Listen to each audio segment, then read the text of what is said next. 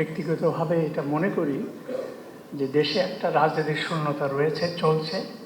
এটা একটা বিপজ্জনক এবং সেটা বিএনপির জন্যও কিছুটা কঠিন অবস্থা।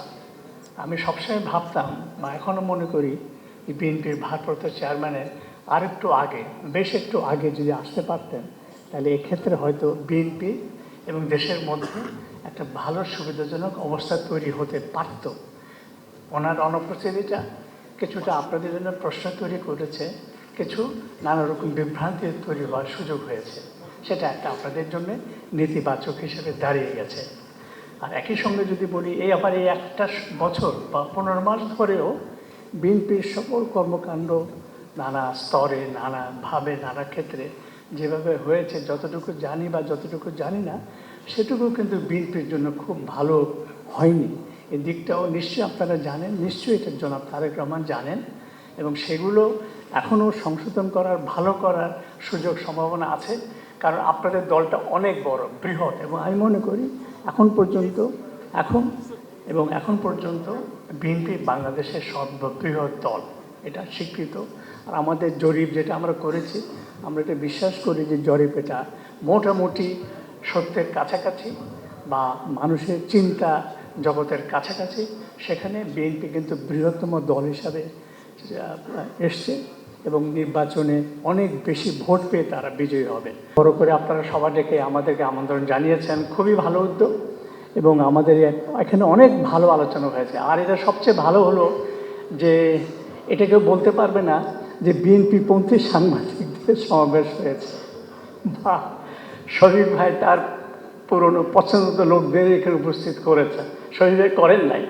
আমি ওনার একটা দীর্ঘ সময় ভক্ত মানুষ হিসেবে বলি যে সবাই যে এখানে উপস্থিত করেছেন, এটা একটা বড় শক্তি, আপনাদের বড় সফলতা। আজাদ ভাই যেটা বললেন 6 মাস অনেক দূর, যে একটা বৈঠক সাংবাদিকদের সঙ্গে, সম্পাদকদের সঙ্গে, এটা যদি মাসে হলে ভালো হয়, না হলে 3 মাসে হতে পারে। আর এটা আমি দেখেছি যে বিগত সরকারের 15 বছর আমলে শুধু তাদের পছন্দের মতো সম্পাদক সাংবাদিকদের তারা আমন্ত্রণ জানাতেন। কিছু কিছু সংবাদপত্র, আমাদের সংবাদপত্র বলতে গেলে নিষিদ্ধ ছিল। আর শফিক রহমান আর মাহমুদুর রহমানের কথা আমি নাই বললাম এখানে। আজকে যে অবস্থার পরিবর্তন বা সময়ের কথা যেভাবে আপনারা প্রথম আলো, ডেইলি স্টার বা সংবাদপত্রের উপরে হামলা, আক্রমণ নিয়ে বলেছেন, এটা ব্যক্তিগতভাবে আমরা সবাই আপনাদের প্রতি বিশেষভাবে কৃতজ্ঞ। এই সংকটময় সময় আমাদের জন্য যখন একটা বড় দুর্যোগ, তখন আপনারা সবাই দলমত নির্বিশেষে সকল ধরনের পত্রিকা, সকল সাংবাদিক, সকল ইউনিয়ন, সকল আমাদের প্রেস ক্লাব আমাদের সাথে দাঁড়িয়েছে। এটা একটা বড়, আমি মনে করি যে এই প্রকাশটাও আমাদের সংবাদপত্র বা ভবিষ্যৎ সংবাদপত্রের সম্ভাবনা, গণতন্ত্রের সম্ভাবনা নিয়ে খুব ভালো একটা ক্ষেত্র, জায়গা তৈরি হয়েছে। এটা রক্ষা করতে পারলে আমাদের জন্যে খুব ভালো হবে। আর এই প্রসঙ্গেই নির্বাচন চাই, নির্বাচন হোক সুষ্ঠু। আমি সবসময় এটা বলে এসেছি এবং আমি সবসময় বলতাম যে যত কিছু হোক না, নির্বাচন হবে। অনেকে সন্দেহ প্রশ্ন করতো, আমি তাদেরকে বলতাম যে আমি কোনো কিছুই সন্দেহ করি না, ভাবি না।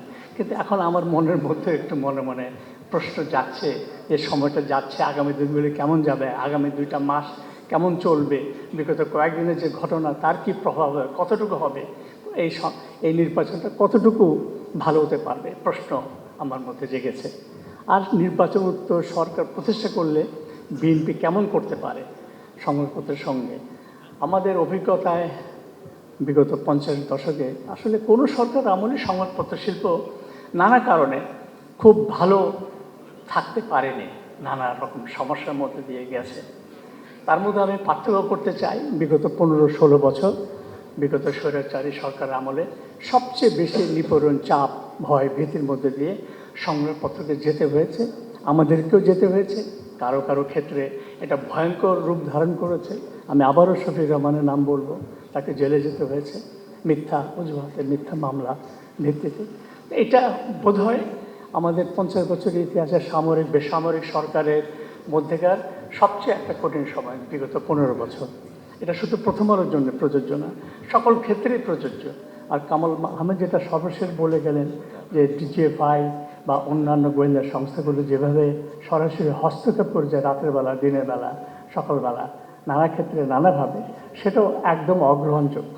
আর আমাদের ক্ষেত্রে এটা ছিল পত্রিকা মালিককে নিয়ে নেওয়া, বদলে ফেলা, সম্পাদককে বদল করে দেওয়া, শেয়ার বিক্রি করে দেওয়া। এটা ছিল সর্বশেষ চেষ্টা। যদি জুলাই আগস্টের পরিবর্তন না হতো তাহলে প্রথম আলো এই মালিকানা বা এই সম্পাদক বা এই পরিবেশ অবস্থা থাকতো না। সেদিক থেকে আমরা একটা সরাসরি বড় আকারে কি বলবো, এটা উপকার আমাদের জন্য হয়েছে। ক্ষুদ্রভাবে প্রথম আলোর জন্য আমরা রক্ষা পেয়ে গেছি। এরপরে আমি যদি বলি যে তার মধ্যে বলবো যে 15 বছর বললাম, আর বিএনপির শাসন আমলে খুব স্বস্তিতে ছিলাম তা না। আমি যদি পার্থক্য করি দুই সরকারের মধ্যে, বিএনপির ক্ষেত্রে অধিকতর স্বস্তিদায়ক ছিল। আমি এখানে একটা ছোট্ট উদাহরণ হাজির করতে চাই যে হাত তুলে দিয়ে এত বিএনপির হাত তালি যারা দিয়েছে তারা বিএনপি না ভাই, গণমাধ্যমের কথাটাকে শোনে। সেটা হচ্ছে যে যখন শেখ হাসিনা 2096 সালে ক্ষমতা আসলো, তার কিছুদিন পরে কিন্তু ছাত্রলীগের দৌরাত্ম প্রচণ্ড বেড়ে গেল সারা দেশে, সর্বত্র। ঢাকা বিশ্ববিদ্যালয়ে প্রশ্ন আমরা লিখলাম প্রধানমন্ত্রী ছাত্রলীগের সামলা। উনি প্রচণ্ড খেপে গেলেন, প্রকাশ্য জনসভায় গালমন্দ করলেন, কিন্তু ছাত্রলীগের দৌরাত্ম চলতেই থাকলো। পরে লিখলাম প্রধানমন্ত্রী শেখ হাসিনা ছাত্রলীগকে সামলাতে পারলেন না। শেষ বিএনপি জিতছে নির্বাচনে 2001 সালে। মোটামুটি ওরকমই ঢাকা বিশ্ববিদ্যালয়ের সারা দেশে। আমি আবারও লিখলাম প্রধানমন্ত্রী খালেদা জিয়া ছাত্রদেরকে সামলা, এবং তিনি সামলানোর চেষ্টা করলেন। আমি এটা জানি, সরাসরি আমার সাথে কথা হয়েছিল স্বরাষ্ট্র প্রতিমন্ত্রী, প্রধানমন্ত্রীর বিশেষ সহকারী এবং জনাব তারেক রহমান। তারা আমাকে আশ্বস্ত করলেন সেদিনই রাতে যে আমরা ব্যবস্থা নিচ্ছি, মতি ভাই আপনি দেখেন। এবং সত্য, ঢাকা বিশ্ববিদ্যালয়ের ছাত্রদের নিষিদ্ধ হয়েছিল, আপনাদের মনে আছে? আছে, হ্যাঁ। এবং ছাত্রদলের সভাপতি তখন একজন সংসদ সদস্য নাসিরউদ্দিন পিন্টু গ্রেফতার হয়েছিলেন। এই পদক্ষেপ তিনি নিয়েছিলেন বিএনপি সরকার। যদিও পরে সেই অবস্থাটা থাকেনি, নানা কারণ থাকতে পারে। তো এটা একটা বড় পার্থক্য। আর এটা সত্য, 2001 সাল থেকে 2000 সরকারের মধ্যে বিএনপি কতগুলি বড় বড় ভুল করেছিল। এখন আমি মনে করি সেগুলি বড় ভুল ছিল, এবং এটা বারবার আমি এটা উল্লেখ করার চেষ্টা করি। এখনও নেতৃবৃন্দের সঙ্গে দেখা হলে সে কথা উল্লেখ করি আমি। সেগুলি নিয়ে আমরা কঠোরভাবে লেখালেখি করেছি। এখনও সেই লেখাগুলোকে আমি পক্ষেই থাকব যদি আমাকে আপনারা কেউ জিজ্ঞেস করেন। সেসব নিয়ে তৎকালীন প্রধানমন্ত্রী বেগম খালেদার সঙ্গে আমার খুব পরিষ্কার কথাবার্তা হয়েছে, তর্ক বিতর্ক হয়েছে, আবার হাসি মুখে ভালো কথা বলে চা খেয়ে আমরা ফিরে এসেছি। সে আলোচনায় তারেক রহমান উপস্থিত ছিলেন। সে বিষয়গুলি নিয়ে তৎকালীন অনেক মন্ত্রীর সাথে কথা হয়েছে। আমরা কিন্তু আমাদের সেই লেখাগুলো অব্যাহত রেখেছি। তাতে কোনো প্রকাশ্য আক্রমণ, জেলের ভয়, মামলা মোকদ্দমার ভয়, এই ধরনের কোনো ঘটনা ঘটেনি, এটাও আমি নিশ্চিত করি। সেটাও বলবো যে নানা রকম সমালোচনা, তর্ক বিতর্কের মধ্যেও বিএনপির নেতৃত্বের মধ্যে ধৈর্য ছিল, তাদের সহ্য শক্তি ছিল, এবং তারা আমাদের প্রথম আলো পত্রিকার সমালোচনাগুলো তারা মেনে নিয়েছিলেন। সংশোধন করতে পেরেছিলেন কিনা, হয়েছিল না, সেটা অনেক লম্বা আলোচনার বিষয়। যেটা আমরা আশা করি, যেটা অনেকে বলে গেলে, যে আমরাও আগামীতে ভবিষ্যতে যদি বিএনপি বিজয়ী ক্ষমতায় আসে, আমার ব্যক্তিগত অভিজ্ঞতা থেকে আমি এটা বলবো, বিএনপির কাছ থেকে আমরা আরও অধিকতর সহ্য শক্তি, আরও অধিকতরভাবে সমালোচনা সহ্য করা, গ্রহণ করা, মেনে নেওয়া মানে শোনা।